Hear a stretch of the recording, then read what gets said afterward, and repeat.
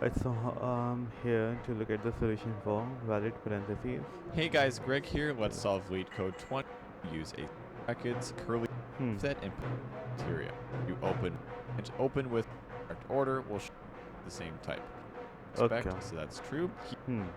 These are all closed, so now we can open true. So this is an example of a false one, and the problem with this is this one, open brackets must be closed by the same type of brackets. Here we open with round, we should be closing with round here, except we closed with square, so we would return false. So here's our 3 rules we'd have to satisfy. If any of them breaks, then you'd automatically have to return false. And we're going to give an example for each of these situations. Okay. So starting with the first rule, here's a situation that would break that. Open brackets must be closed by the same type of brackets. So here, you could have simply like we saw, here we opened with circle, we actually need to close with circle as well. So what we would have expected is this, but we actually saw this, and so this breaks rule number 1, so we'd return false. Now for rule number 2 here, open brackets must be closed in the correct order. Now this is technically closing everything and it's all matching. We still have an open square and then we close with a square, and we have an open round and a close with a round, except what we mean by correct order is right here, is we start off with a square and then we open with a round. Now if we're going to close right here, okay, this is a closing bracket, we need this to close with a round, except we actually closed with a square, and so that is wrong, so we'd return false.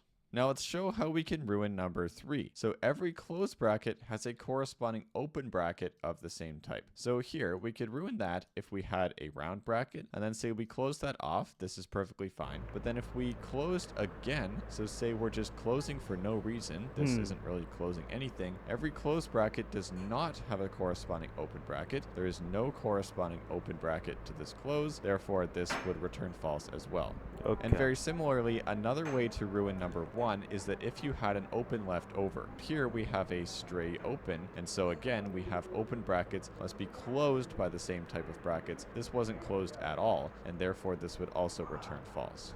For this question, we will definitely be using a stack. It is pretty much the most fundamental stack-based question, and our stack is going to have open brackets on it. So we're going to iterate through the string, and when we see an open bracket, like we do right here, we are going to just put that on the stack. And by the way, when I draw this stack, I mean that it's going to build from left to right. The top of the stack is going to be at the far right. So here that's fine, we put that round bracket on the stack, we see another open bracket, and so we are going to put that on as well. Now when we get over here, this is a closing bracket, and we're not going to put closing brackets on the stack, we are going to pop things off the stack when we see a closing bracket. So firstly, we need to make sure that we actually have a bracket available to pop off the stack. If we didn't have anything on the stack, well that would mean we're trying to close too much. It means we're closing when there's no open brackets available, and so that would also be a scenario where we'd return false. Now our stack is not empty, so we can pop something off. So we'll pop this thing off here, and we need to make sure that this is the bracket that matches with this one right here. This square bracket, it expects you to close with this one, and so it is the correct match, and so we move on. If that wasn't the right match, so let's pretend that this was actually a curly bracket, we need a match for this closing bracket, we pop off and we see this, and we see, oh, that doesn't match, and so that would ruin scenario number 1. Open bracket is not closed by the same type of brackets because it's closed by the wrong type of bracket.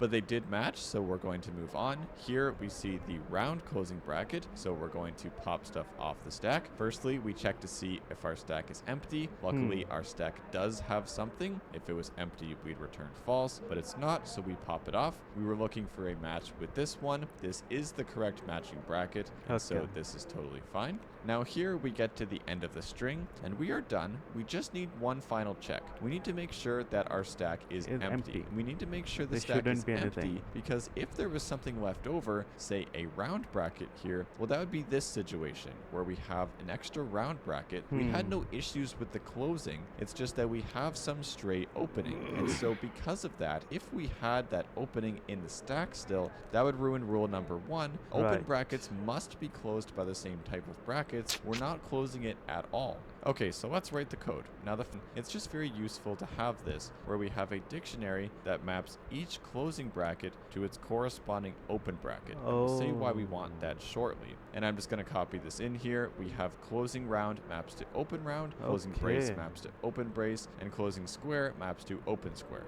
By the way, we actually have in the constraints that the string only consists of these types of characters, so one of these things is the only thing we're ever going to run into.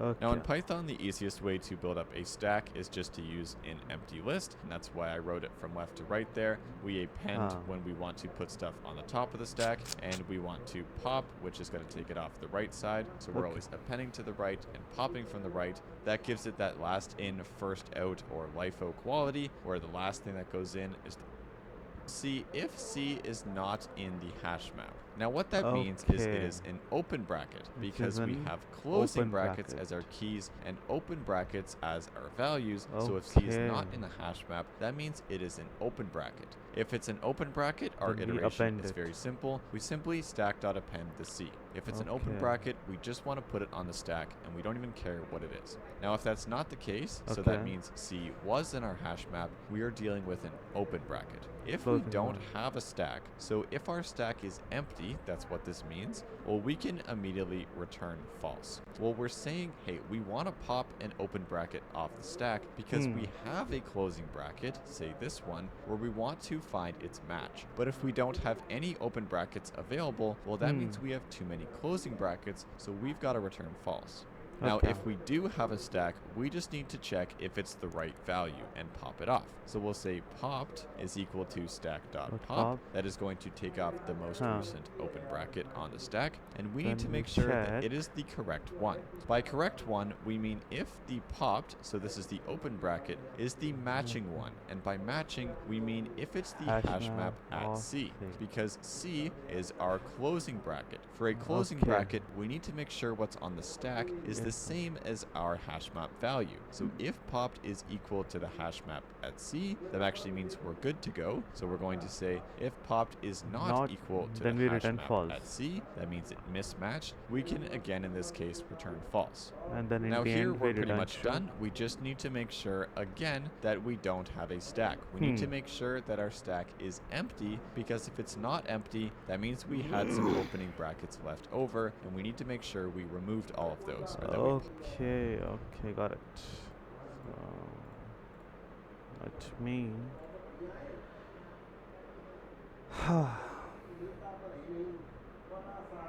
okay, so we have this. Let me get rid of this.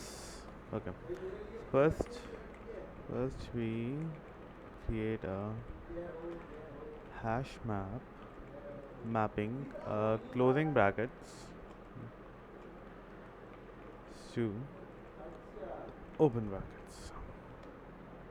The algo hash map equals, we have closing brackets, this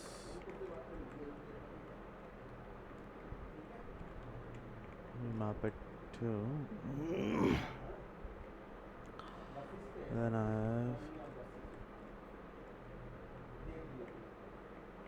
have closing bracket, and then we create an open bracket to closing bracket. I'll have a stack. I'll just call it a stack. Okay, so for C N CNF. Okay. Now loop through the string and only append open brackets. Right, so if C not in hash map,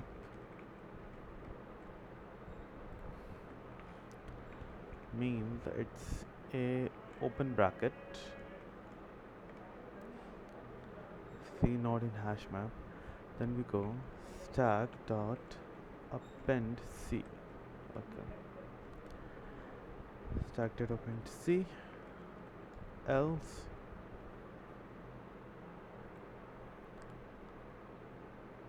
okay, if C means we attack, okay, then we check. Now check if the stack is empty. If not stack, return false. Okay. This means that we don't have any open brackets,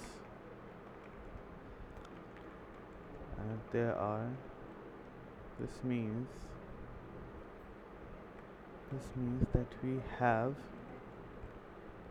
too many open brackets. Open brackets. And we don't want that. And then else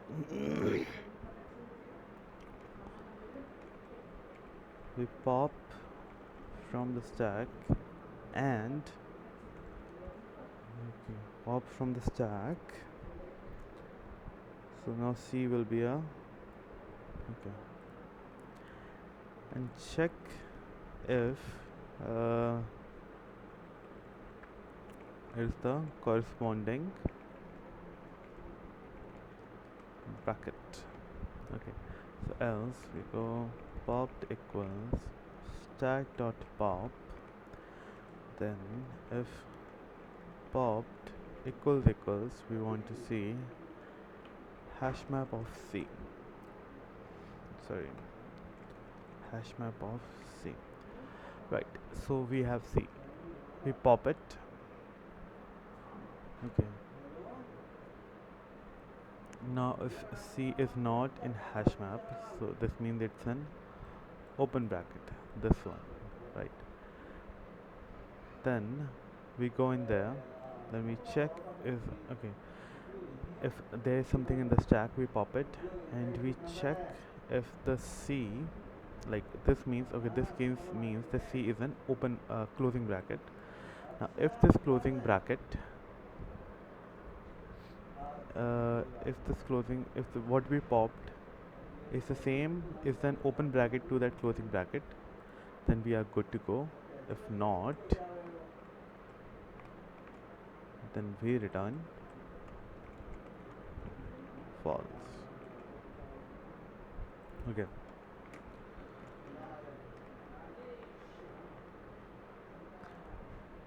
As we return false, then again we must make sure that there are no additional brackets left in the stack. If not stack, okay, so we return not stack, right? If it's empty,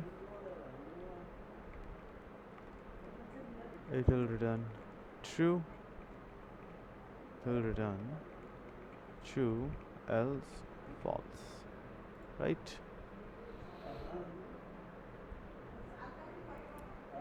Expected line 60 hash map. Hash map equals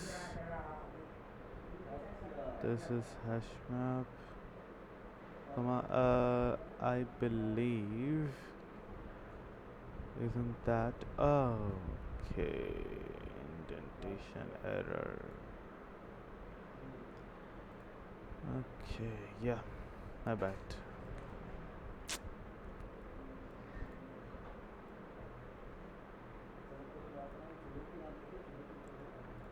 Huh.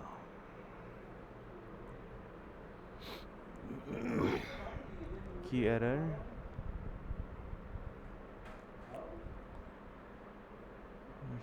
Port. Key error for this.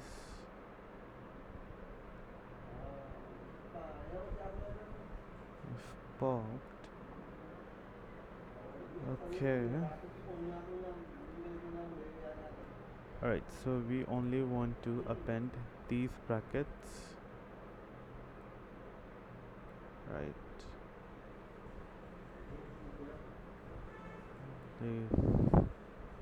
these brackets here. Alright, see, if C not in hash map means it's an open bracket and we append it. Now check if the stack is not empty. If not stack, okay. If not stack, then we return false. Else, okay. So this is if pop not equals hash map of C. Hash map of C. It is saying key error. What does it mean, key error? That this key does not okay, hold up. Let's see. Oh, okay, so these are closing brackets. Well, I believe I've done the same. Closing brackets, closing brackets, closing brackets, yes. Okay, if else, oh, okay, if C not in hash map, else. Oh, okay, I forgot this else clause. Else, check this. Huh.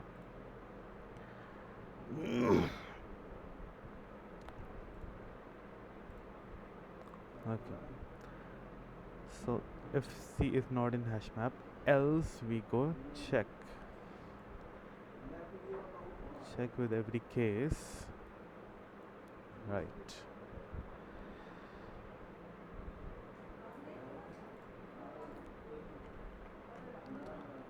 Let me quickly copy it.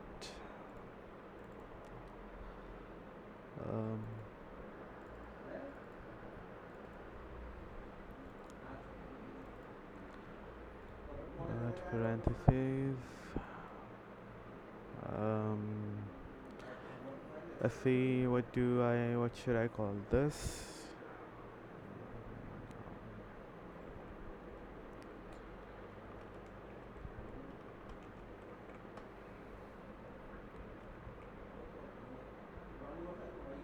Right, okay.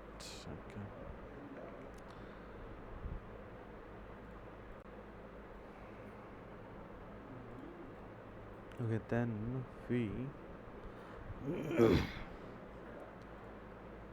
move on to linked lists. Okay.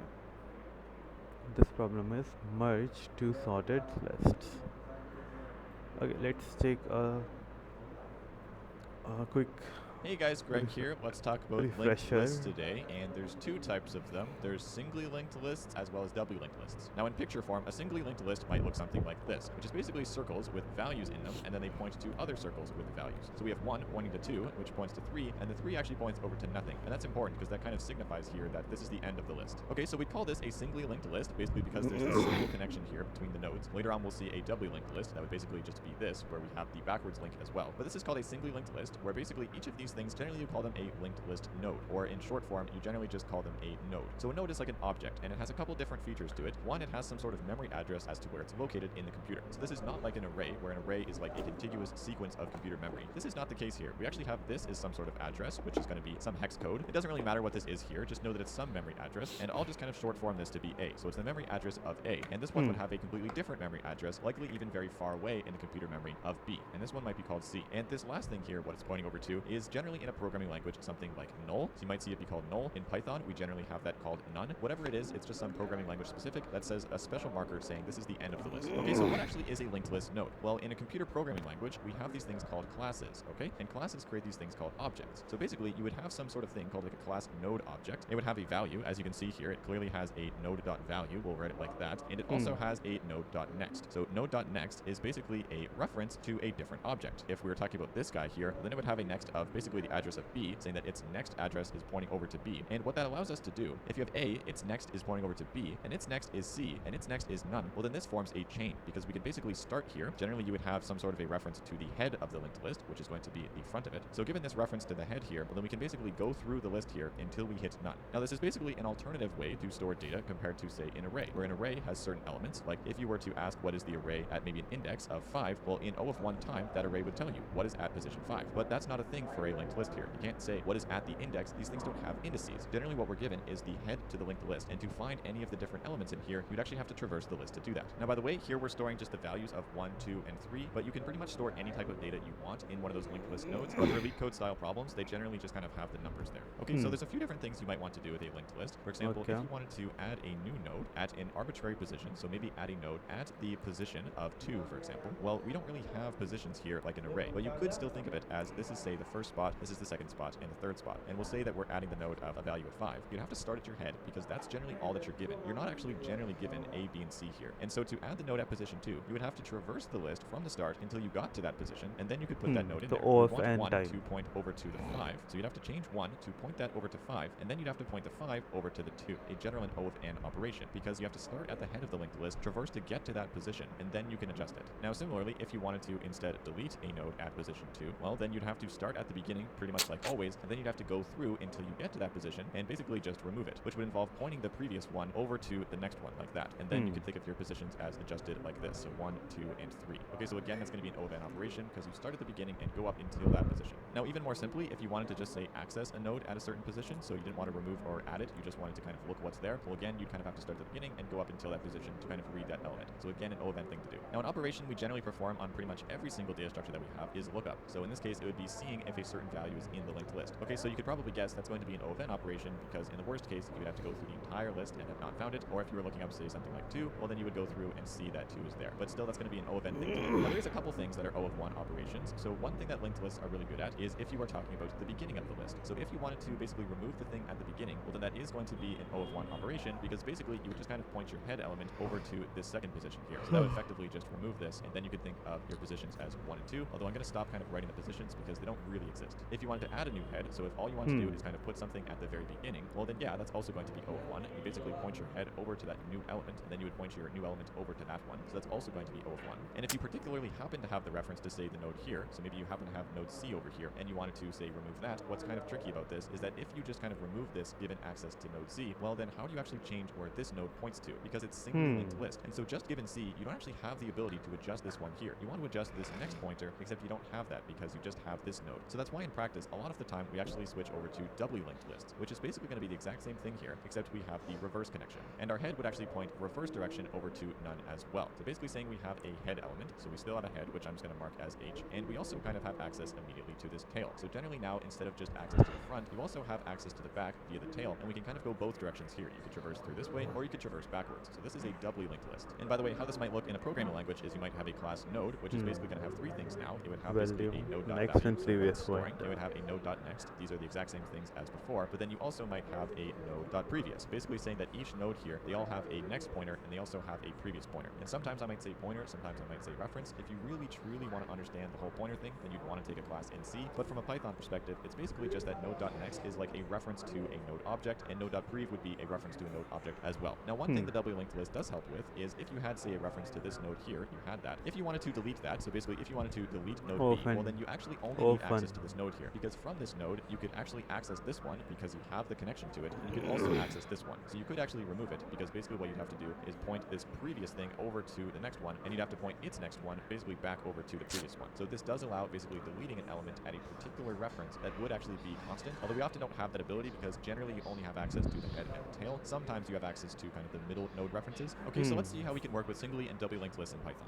Okay, let's start with singly linked lists here. So we need a class that makes a node. We'll call it singly node. And so for the constructor here, now they're going to take a value, and they're going to take a next pointer, so what it's pointing over to, and by default this is just none or null. Okay, and all the constructor is going to do is just set that its value is the value passed in, and the next pointer is the next passed in. Okay, then we'll just give it a simple print method, so we can print one of these. That is the string method, so underscore string like that, and this just returns some sort of a string representation. So this is going to be the string of the self.val. So we take whatever the val is, we just convert that to a string, and that's how this thing is going to print. Okay, then to make a linked list, you generally have reference only to the head, so we'll call it head. That's going to be a singly node, which just has a value of 1. Now by default, this will make the next pointer just none, but we'll set those explicitly in a moment. We'll get 3 other nodes. I'll call it A is the singly node of 3, and B is the the singly node of 4, and C is the singly node of 7. So we now have 4 different nodes where the head Okay. is 1. Okay, now to actually join these things up here, by default, we kind of just have these floating around in space. We want to connect them up, so head.next is equal to A, points head over to A, then A.next is equal to B, and B.next is equal to C. So now we have the connection of head points over to A, which points over to B, which points over to C, and then C is still pointing over to nothing. And for now, we can just print the head of the list, although that's not going to show the full list, it's just going to show the value of the first node. Okay, now one thing we usually want to do, this is the most common pattern with linked lists, is some sort of traversal. So in general, just to traverse the list, print the values. To traverse the list, this is going to be, of course, an O of n operation, so we're visiting all the nodes. Then you generally get a variable called something like cur, and we'll point that at the head, and we keep moving cur over. So while we have cur, so basically until cur turns into none, we will print the current node, and then we are going to just move cur over. So we set cur equal to cur.next. This effectively traverses cur throughout the entire linked list until cur hits the node of C, then it's going to point to C.next, which is null. It'll end the while loop, and so if we're just to run this here, we'll see 1, 3, 4, 7. So most linked list problems will be some sort of pattern where you traverse the list. Now something that's going to prove very useful is being able to display it well, so just basically displaying the linked list, and this is going to take definitely O of n time. We're going to call that a function, display, which takes a head. So again, we'll get a pointer, or variable cur is equal to the head. We'll build up a list of elements, so elements is going to be a dynamic array, or a list. And then while we have cur, well, we have one more element, so we'd elements.append, add that to the array. We'll give it the string of the current dot value, and then we would just move cur over. So cur is equal to cur.next. Now after this loop concludes, we'd eventually have cur is none. And so what we want to do is print the string of the arrow like this, and note the spaces so that it looks good, dot join of the elements. So if you haven't seen join before, basically what that would do is given a list of strings, so something like this, A and B and C, well, join is going to move them into the string of just A, B, C. But this thing here is what you kind of call a glue. It's how it glues them together. Then when you join them, it's going to kind of move them like this. So it'll glue them together, so it ends up looking like this. So that's exactly what this does here. If you display the original head, that's going to show the linked list very pretty like that.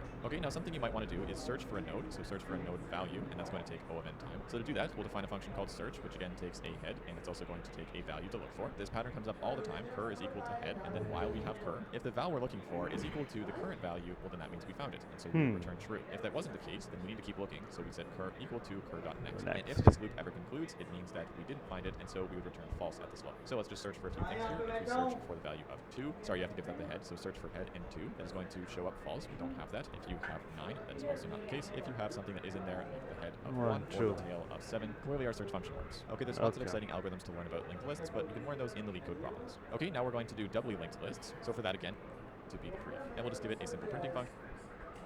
Okay, then how we can work, we'll give that the value of the 1. Our elements is our list, and again, while we have cur, we want to elements.append the string of the cur.val, so exactly the same thing, and we'd set cur equal to cur.next, and then after we get out of here, we just want to print with a different glue. So we would print with the double connection like this, implying we head forwards and backwards, because we do. So dot join that of the elements, and if we were to run display just on our original head, display the head, we can see it's just 1. And that's totally accurate. For now, we just have called insert at beginning, and that's going to is equal to a doubly node reference, so we make a new node. If you remember how our class looks here, it is the value, then next, then previous. So we want the value to be the value, and we want to specifically specify that the next is equal to the head, because it's saying that we're making a new node, and we want that to be the value that we have. We want this to point over to the head. The only thing we'd have to do here is set head.prev, so our old head equal to the new node. So before, the head was basically pointing over to null, because it was the head, but now we want it to put in the middle, pointing it to the new node we just made. Okay, so we would return new node and the tail, because this is our new head, and the tail stay the same, and then you would call this, like with head and tail is equal to insert at beginning. You give it the current head, the current tail, as well as a new value. We'll give it to the value of 3. So if we do that and then display our head, well, this is going to show that we have 3 at the beginning. That made a new head, and it points over to the 1 as the tail. Now, if understanding this function was a little bit tricky, that's the whole point of the LeetCode linked list problems, is to get comfortable with drawing and then coding this idea. Okay, similarly, we could also do insert at end, and I'm just kind of going to copy that and explain that for you. We can insert at the end in O of 1 time, where you give the head, the tail, and a new value. You make a new node, which is going to take that new value, and you point that new node back over to the tail, so that would point it left over to the old tail, and then you would just need to update that your old tail is then going to point right over to your new node. So this basically makes a new tail, and so we'd return the head and the new tail, and so if we were to run this with a value of 7, we're going to see we have a new tail of 7. Okay, as always, you can get this code in the video description if you'd like to see it. Okay. Now let's take a look at merge two sorted lists. Okay, so you're given the heads of 2 sorted linked lists. I have list 1 and list 2. Merge the 2 sorted lists in 1 sorted list.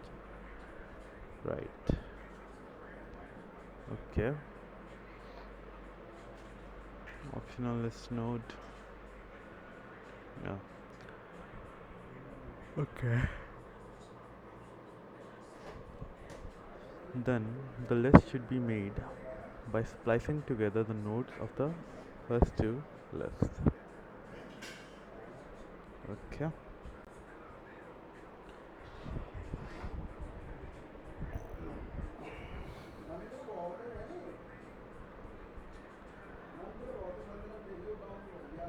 Okay.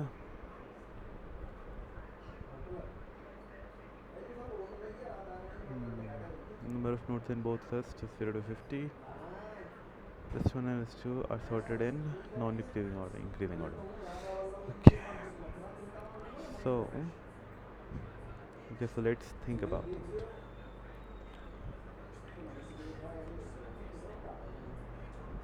How can I sort these lists? This is okay. So I have this 1 2 4, 1 2 4, and then we have 1 3 4. Okay. So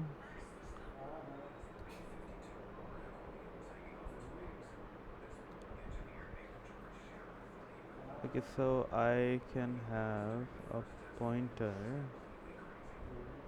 pointing to this, and okay, then I have a head of both, right?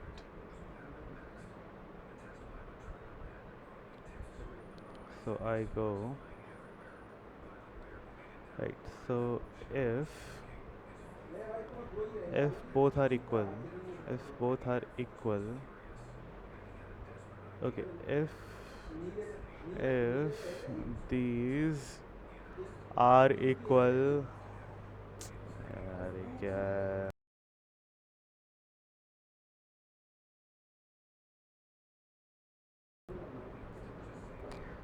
Okay, if both are equal, so I go I, and then I move the current head to this, and I move the current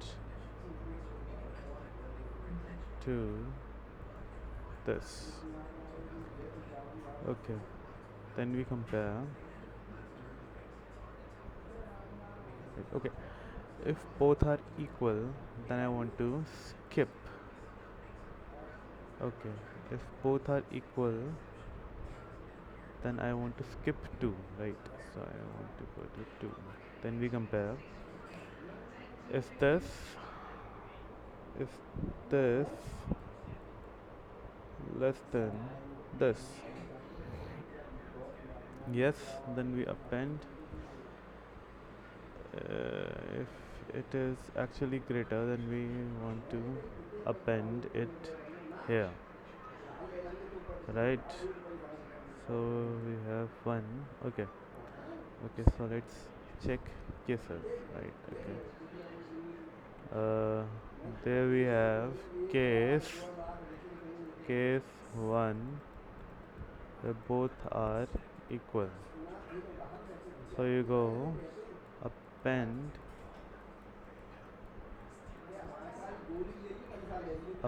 this to this, append to list 1 and skip. Okay, append, I want to append it to here, and then I want to move ahead. Skip to other element, other element, other element, other element in first list. First list. Okay.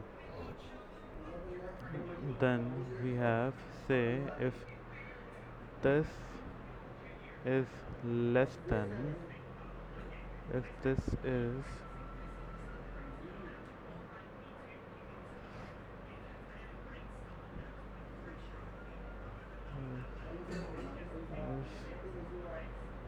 if this is less than this, right? One, let's say L1 or L2 equal है, और अगर ये case है कि current case 2 है कि L1 is less than L2, तो we go simply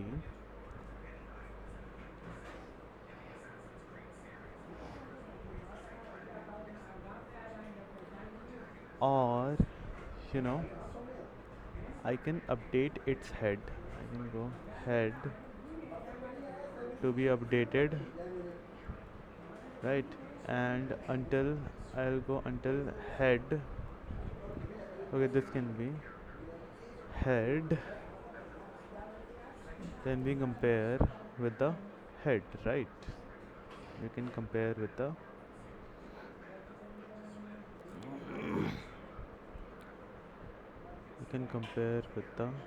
head. Okay, one. So one आ गया. वन के बाद स्किप कर लिया. टू पे. अब इससे छोटा तो होगा नहीं ऑब्वियसली, ये सारे one one one one one हुए हैं.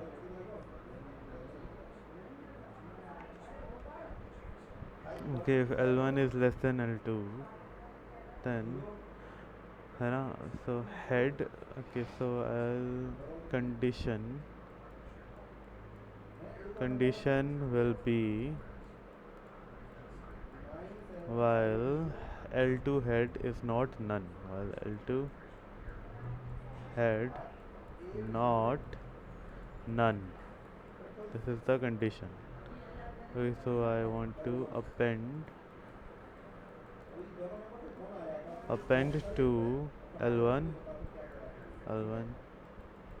and okay, if I append to L1 and that, and then append to L1, append to L1,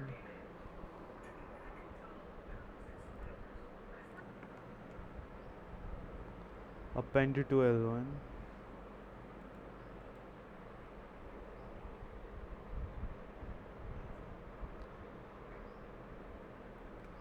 Okay, append to L1 while L2 is not head, right? Okay, append to. Okay, so I'll go here. I'll say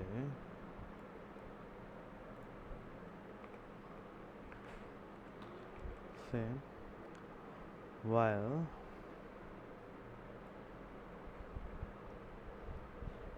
okay, so merge until the L2 head is not none. While okay, so I'll go list one. This is okay. So merge to list should be okay. You are given the heads of two sorted linked list L1 and L2. Okay, so these are the heads, right? These are the heads. So I'll go while list 2 is not none, right? While list 2 is not none, case 1, compare the heads for equality.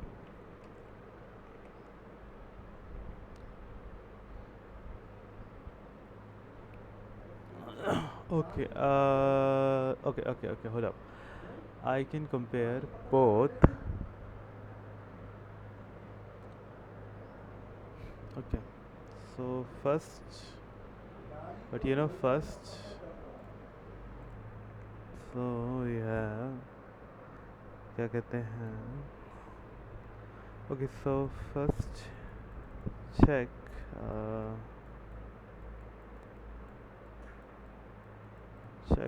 which node node has node has smaller value.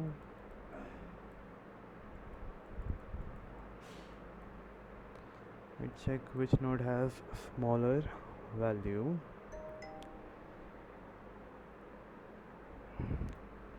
New and start with with start with that. Okay, so I'll go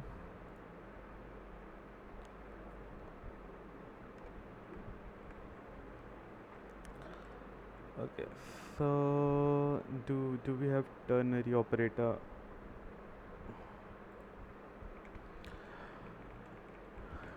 in Python? Ternary operator also make conditional value if okay, value if true, if condition, then else value if false. Okay.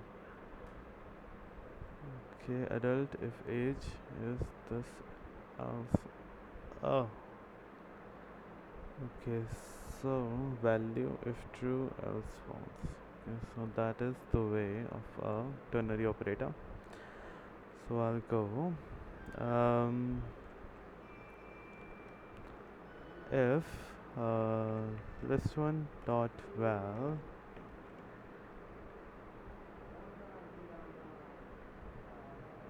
okay, if list one dot val okay, if list one dot val is less than or equal to list2 dot val, okay, then we are good to go. So go head 1 equals none and head 2 equals none. Okay, so I assume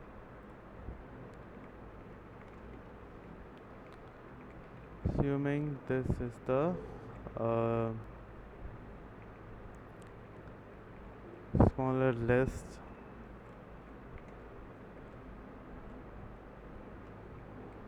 assuming this is the list with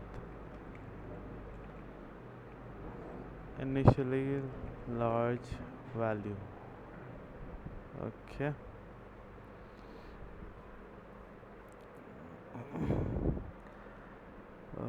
But let's take a look at some more, right? Let's take a look at some more examples.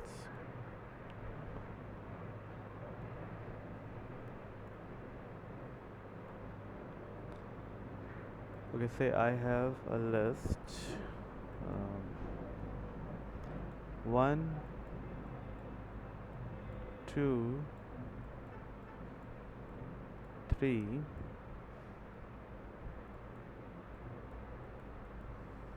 and then 4 5 and 6.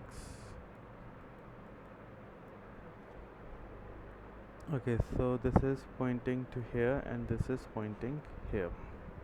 Okay, so we compare that this is the bigger one, right?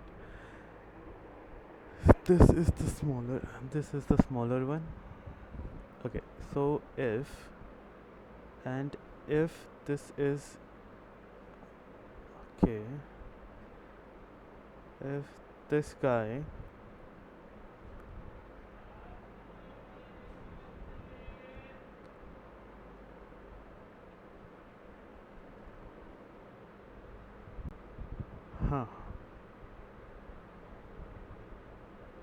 right, non-decreasing order is correct, but let's see, 1 2 3 4 5 6. Okay, so we compare that this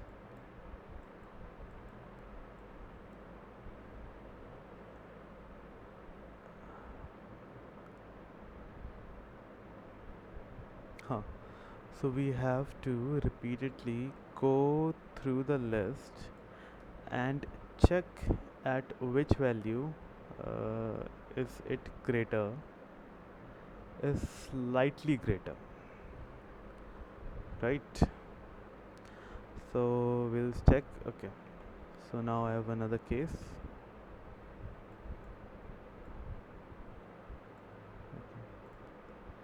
So now I have another case. Say this: if L1 is less than L2, so we have to traverse. We check. Okay, so we check.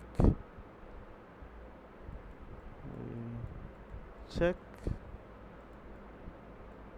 the list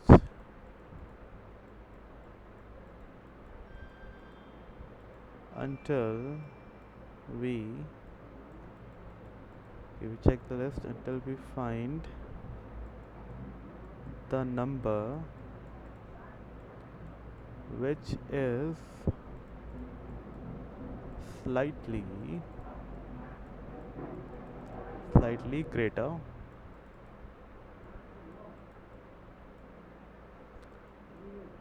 just slightly smaller, just slightly smaller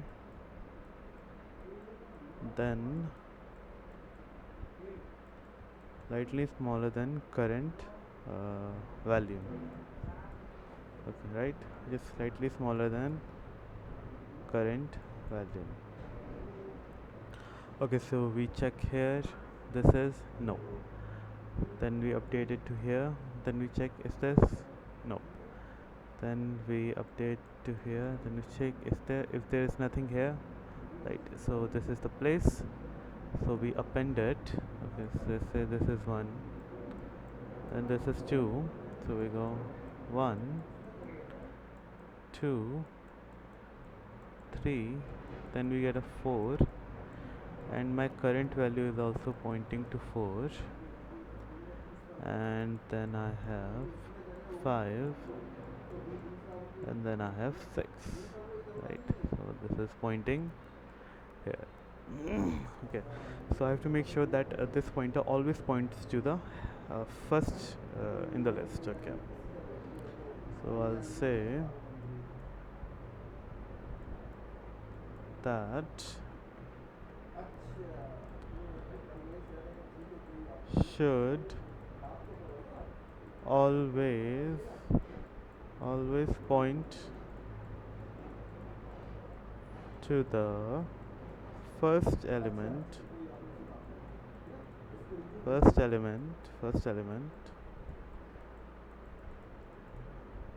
uh, in the list,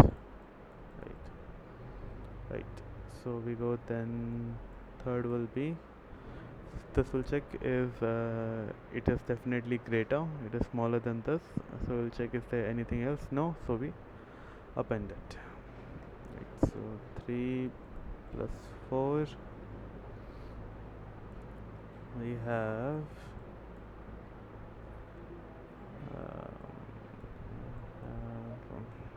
okay,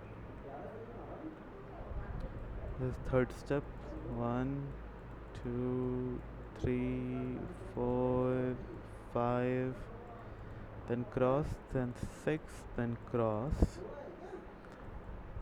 so we check this, then in the fourth one,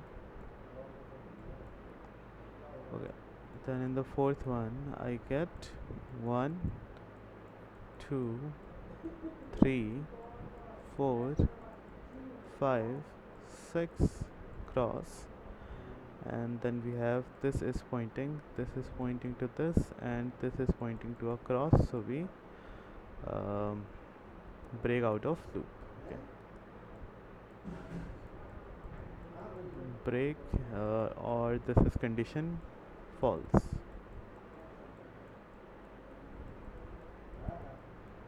Okay, let's try some more examples.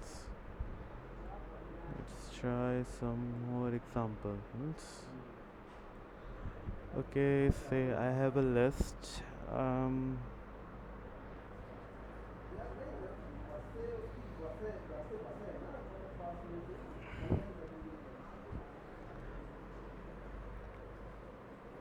Okay, so let's take let's take another. Let's take another. Let's say I have 0, 2, and 4. Then you have 1, 3, and 5. Okay.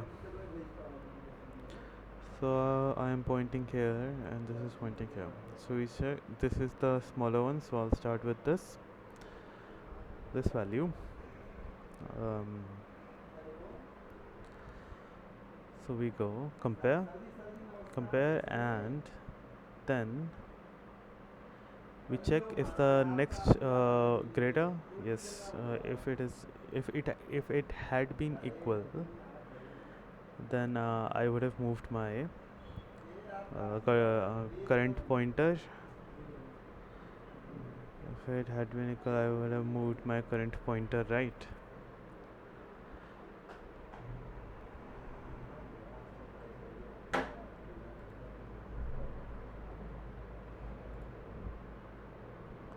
If it had been equal, then I would have moved my current pointer. Okay, so I have 0, 1. Okay, so we compare, is this value right? So we go, this is less than, so we append it. So I go 0, 1, 2, 4, and cross, right? I appended it here. Okay, now I have 3, 5, and cross. This is pointing to this is pointing to this. Then we compare both, right? Then I look up, is this value still less than, so I update it, right? I'll call it 1.1.1. Within the process I update the current pointer to, I check the next value for cross, right? Then I still have 3, 5, and cross, right? Okay, so we again check that is this value, is the value still less than? No, it is greater than, and this is less than, so we append it right after there. I go 0, 1, 2, 3, 4, and across, and we point to 3, right? Then I have a 5 and a x. Okay, so my current is this. Then we compare. Then we compare, is this less than this, right? Okay, so we have, this is,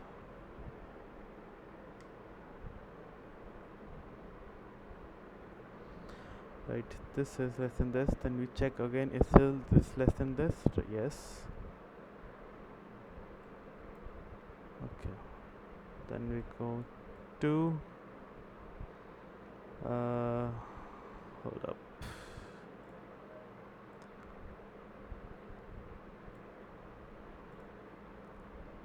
this is 1.2.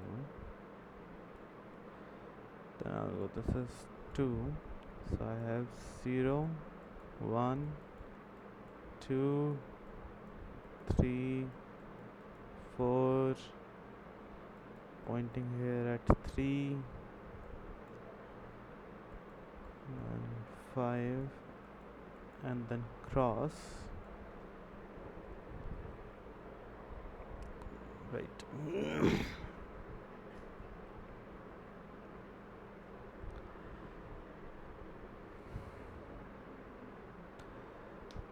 um, compare, nope.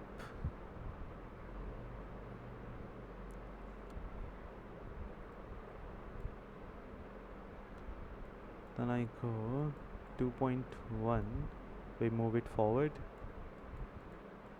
1, 2, 3, 4,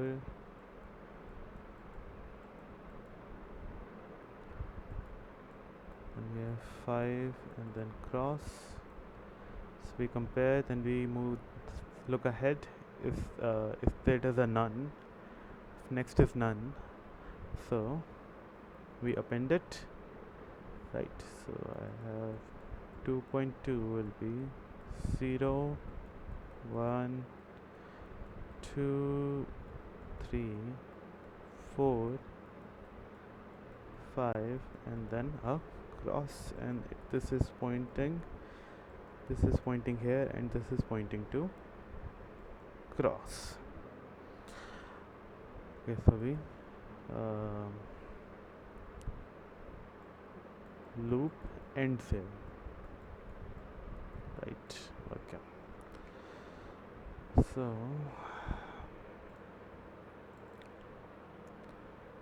I'll just new